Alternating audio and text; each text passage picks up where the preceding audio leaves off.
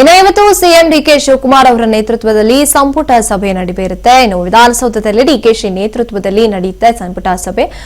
DC, ಜಿಲ್ಲಾ ಪಂಚಾಯಿತಿ ಸಿಇಒಗಳು ಜೊತೆಗೆ ಸಭೆ ನಡೆಸುವಂತ ಸಿಎಂ ಡಿಕೆ ಶಿವಕುಮಾರ್ ಒಂದಿಗೆ ಇವರೆಲ್ಲರೂ ಕೂಡ ಭಾಗಿಯಾಗಿರ್ತಾರೆ. ವಿಡಿಯೋ ಕಾನ್ಫರೆನ್ಸ್ ಮೂಲಕ ಇವತ್ತು ಸಿಎಂ ಡಿಕೆ ಶಿವಕುಮಾರ್ ಅವರು ಸಂಪುಟ ಸಭೆಯನ್ನ ನಡೆಸುವಂತದ್ದು. ಇನ್ನು ಕೂಡ ಎರಡನೇ ಪಟ್ಟಿ ಆಫ್ ಏನು ಸಚಿವ ಸಂಪುಟದಲ್ಲಿ ಇನ್ನ 20 ಜನ ಯಾರ್ಯಾರಿರ್ತಾರೆ ಅನ್ನುವಂಥದ್ದು ಇನ್ನೂ ಕೂಡ ಬಾಕಿ ಉಳ್ಕೊಂಡಿದೆ.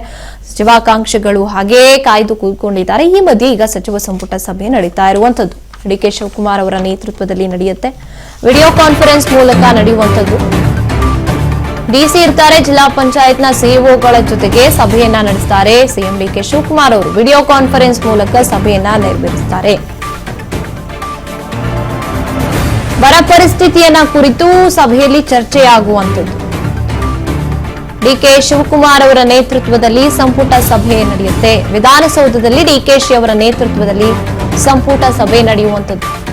ಡಿಸಿ ಇರ್ತಾರೆ, ಜಿಲ್ಲಾ ಪಂಚಾಯತ್ನ ಸಿಇಒಗಳು ಎಲ್ಲರೂ ಸಭೆಯಲ್ಲಿ ಭಾಗಿಯಾಗ್ತಾರೆ.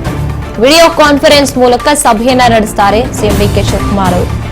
ಯಾವೊಂದು ವಿಚಾರಕ್ಕೆ ಅಂದ್ರೆ ಬರ ಪರಿಸ್ಥಿತಿ ಏನೇನಿದೆ ನಮ್ಮ ರಾಜ್ಯದ ಕೆಲವೊಂದಷ್ಟು ಜಿಲ್ಲೆಗಳಲ್ಲಿ ಎಷ್ಟು ಮಟ್ಟಿಗೆ ಸಮಸ್ಯೆ ಆಗ್ತಾ ಇದೆ ಜಿಲ್ಲೆಯ ಜನತೆಗೆ, ಅಲ್ಲಿನ ರೈತರಿಗೆ, ಅದನ್ನ ಹೇಗೆ ಸರಿಪಡಿಸಬಹುದು, ಹೀಗೆ ಮಳೆ ಕೈ ಕೊಡ್ತಾ ಹೋದ್ರೆ ಅದಕ್ಕೆ ಯಾವ ರೀತಿಯಾಗಿ ನಾವು ವ್ಯವಸ್ಥೆಯನ್ನ ಮಾಡ್ಕೋಬೇಕಾಗುತ್ತೆ, ರೈತರನ್ನ ಒಂದ್ ರೀತಿಯಾಗಿ ಉಳಿಸ್ಕೋಬೇಕು, ಅಂದ್ರೆ ರೈತರ ಬೆಳೆಯನ್ನ ಉಳಿಸ್ಕೋಬೇಕು. ಈ ಒಂದು ಸಂದರ್ಭದಲ್ಲಿ ಅದಕ್ಕೇನೇನೆಲ್ಲ ವ್ಯವಸ್ಥೆಯನ್ನ ಮಾಡ್ಕೋಬೇಕು ಅಂತ ಜಿಲ್ಲಾ ಪಂಚಾಯತ್ನ ಪ್ರತಿಯೊಬ್ಬರು ಸಿಇಒಗಳು ಕೂಡ ಭಾಗಿಯಾಗ್ತಾರೆ. ಡಿಸಿ ಕೂಡ ಭಾಗಿಯಾಗ್ತಾರೆ. ಕಾನ್ಫರೆನ್ಸ್ ನಲ್ಲಿ ವಿಡಿಯೋ ಕಾನ್ಫರೆನ್ಸ್ ಮೂಲಕ ಸಭೆಯನ್ನ ನಡೆಸಲಾಗುತ್ತೆ ವಿಧಾನಸೌಧದಲ್ಲಿ. ಸಿಎಂ ಡಿಕೆ ಶಿವಕುಮಾರ್ ಅವರ ನೇತೃತ್ವದಲ್ಲಿ ಏನೇನೆಲ್ಲ ನಿರ್ಧಾರಗಳನ್ನು ತಗೊಳ್ತಾರೆ. ಇನ್ನು ಮಂಡ್ಯ, ಮೈಸೂರು ಭಾಗಗಳಲ್ಲಿ ಕೆಆರ್ಎಸ್ ನ ನೀರನ್ನ ತಮಿಳುನಾಡಿಗೆ ಬಿಡೋದ್ರ ಬದಲು ನಮಗೆ ತುಂಬಾ ಕಷ್ಟ ಇದೆ, ಕಬ್ಬೆಲ್ಲ ಒಣಗೋಗ್ತಾ ಇದೆ, ಕಬ್ಬಿನ ಗದ್ದೆ ಅದನ್ನೇ ನಂಬ್ಕೊಂಡಿರುವಂತವ್ರು ನಾವು ಹೇಗ್ ಜೀವನ ನಡೆಸಬೇಕು ಅಂತ ಕೆಂಡ ಕಾರ್ತಾ ಇದ್ರು. ರೈತರು ಪ್ರತಿಭಟನೆ ಮಾಡಿದ್ರು. ಆ ಸಂದರ್ಭದಲ್ಲಿ ಕೂಡ ಒಂದು ಸಭೆಯನ್ನ ನಡೆಸ್ತಾರೆ.